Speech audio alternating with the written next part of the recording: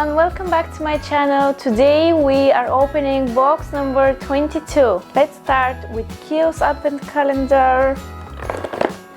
Let's see what's behind box number 22, and it's right there. It's a tiny little one. As usual, we have Ultra Facial Oil-Free Gel Cream. This is interesting. It's 7 ml gel cream. Their most famous Ultra Facial Cream. So this is like an oil-free gel cream version. Sounds really interesting. I think it should be great for those with oily, normal to oily skin, and especially in the summer when it's too hot and you just want fresh hydration for your skin. Let's open ASOS. It's pretty big. Oh, it's like nothing. What is this? Oh, we have eyelashes.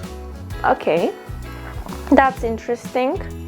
First eyelashes in the calendars. Allure London eyelashes with a glue inside is their limited edition collection. Why not? It's great to have eyelashes in your kit. And now Code Beauty 22, and we have a serum. Oh, we have a Retinol Treatment Oil by Jordan Samuel. It's a full-size retinol treatment oil, encouraging regeneration, reducing the fine lines, and leaves the skin more refined.